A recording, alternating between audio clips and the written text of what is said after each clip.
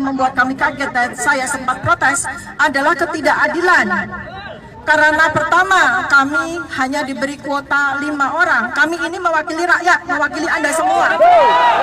Mewakili 280 juta rakyat. Tapi kami hanya diberi kuota 5 kursi. Dan yang membuat kami kaget, di dalam ruangan sudah ada kurang lebih 16 orang. Ya. Kemudian berikut yang kedua, kami tidak diberikan satupun dari 36 dokumen yang memperkuat bahwa Joko Widodo itu adalah lulusan dari UGM. Saya menambah underline Pak Roy ya, bahwa memang kita tidak bisa menuntut ijazah di UGM, tidak bisa. Karena ketika seseorang itu sudah lulus, ijazah dipegang oleh yang bersangkutan.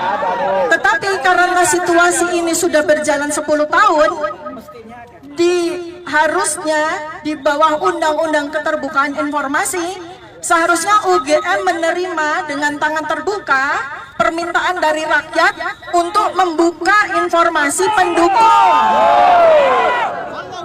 Yang berikutnya lagi tadi saya sampaikan bahwa UGM itu adalah milik kami, milik rakyat. Bukan milik seseorang yang sekarang sedang bermasalah.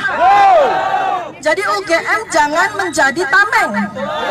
UGM jangan menjadi bemper dari seseorang. Justru jadi UGM jangan menjadi pelindung. Ya, tadi saya juga katakan UGM tidak boleh menutup-nutupi. Dan yang lebih penting dari yang tadi saya sampaikan adalah UGM itu harus bersama dengan kami, bukan bersama dengan seseorang yang bermasalah.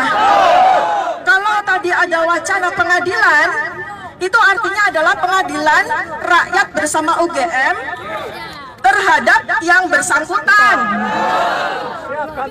Ya, jadi tadi saya juga sampaikan, ketika situasi sudah mulai deadlock, saya sudah sampaikan, kenapa UGM tidak merangkul kami, para peneliti yang lulusan UGM, bersama-sama dengan ahli yang ada di UGM sekarang. Ayo kita bersama-sama secara objektif melakukan penelitian, penyelidikan, riset, dan terhadap dokumen-dokumen atas nama yang bermasalah. Ya, itu yang saya sampaikan. Kemudian berikutnya, ketika kami tadi sudah kecewa dan kami akan walk out karena situasinya menjadi debat kusir. Ya, UGM itu tidak mampu untuk menyampaikan sebagai marwahnya seorang akademis. Sedangkan Dr. Rismon, Pak Roy Suryo, saya membawa bukti-bukti ilmiah akademis. Ya, tetapi yang ada malah akhirnya jadi debat kusir. Nah, makanya kami kemudian sampaikan, ada nggak dokumen yang bisa kita pegang untuk kami buktikan kepada rakyat? Akhirnya skripsi yang kami minta baru di saat-saat terakhir, last minute, baru diambil dari perpustakaan. Terus di situ dari 16 orang itu juga ada beberapa orang yang mengaku sebagai alumni Fakultas Kehutanan UGM angkatan 1980. Mereka sudah mempersiapkan ijazah dan skripsi masing-masing. Saya bilang, kami tidak perlu skripsi Anda. Kami tidak perlu ijazah Anda. Nggak usah diperlihatkan kepada kami. Yang kami butuh adalah ijazah Joko Widodo. Yang kami butuh adalah skripsi Joko Widodo. Nah, alhamdulillah kami sempat kemarin setelah beberapa menit kami pegang. Artinya saya, Pak Roy, dan Pak Rismon adalah saksi hidup bahwa kami pegang skripsi seseorang ya, yang di dalam skripsi itu namanya Joko Widodo. Tapi dengan mata kepala sendiri, ya, kami jelas melihat banyak beberapa keanehan dari dokumen tersebut. Dan semakin aneh lagi ketika kami minta salah satu dari yang membawa skripsi untuk kami bandingkan.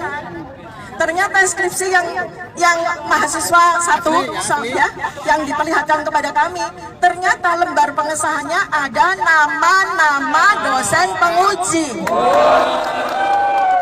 Di mana di skripsi Joko Widodo tidak ada nama-nama dosen penguji.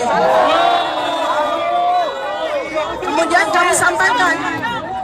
Kemudian kami sampaikan kepada pihak UGM, kalau rektor itu pada dasarnya tidak punya hak maupun kewajiban apapun untuk ikut di dalam urusan ini. Jadi kalau rektor ataupun dekan tidak memiliki statement apapun, sebaiknya diam saja. Jadi diam saja, kecuali nanti kalau memang ada pengadilan, rektor akan diundang sebagai saksi ahli baru bicara rektor, atau dekan sebagai saksi ahli baru bicara. Di luar itu saya sampaikan jangan bilang apapun, termasuk kepada para profesor-profesor yang mengaku katanya ijazah Jokowi ada tapi hilang.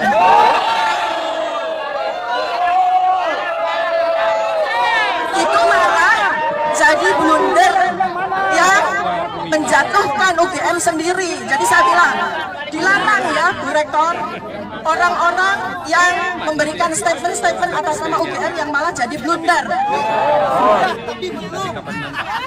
Jadi itu yang bisa saya sampaikan, nanti mungkin kalau ada yang bertanya bisa saya tambahkan. Ya, sebelum nanti kalau ada pertanyaan, saya hanya ingin kesepakatan saja. Kita semua ada di sini dan termasuk UGM telah menjadi korban, saya tadi bilang. Ya, jadi inilah yang namanya korban Mulyono. Saya buka ini kaosnya ada nih. Ini korban Mulyono. Kita semua korban dari Mulyono. Jangan mau tidak jadi korbannya Mulyono. Apa yang kita lakukan terhadap Mulyono? Kita berikan doa, kita berikan semangat untuk tim yang besok berangkat ke Solo. Lawyer jangan menghambat kita. Lawyer tidak boleh kemarin malah mengatakan saya hanya ingin sampaikan ini kepada pengadilan. Itu namanya pelanggaran terhadap Undang-Undang Keterbukaan Informasi Publik. Skripsi adalah karya ilmiah seorang umat manusia yang wajib diketahui oleh masyarakat lain. Dibuka, larang, tidak boleh disimpan. Jadi moga-moga kita berdoa di sini nantinya kepada Tuhan Yang Maha Kuasa, Allah SWT. Kita tetap teruskan. Dan kalau ada pertanyaan, uang orangnya sudah lengser kok, masih dikejar. Enggak, jangan sampai ini jadi presiden. Sekarang bapaknya, anaknya juga melakukan hal yang sama. Itu bisa dimakzulkan. Anaknya juga mengalami proses pendidikan yang tidak jelas. SMA-nya nggak jelas, S1-nya tidak jelas, S2-nya bohong. Ya, jadi itu yang bisa kita sampaikan.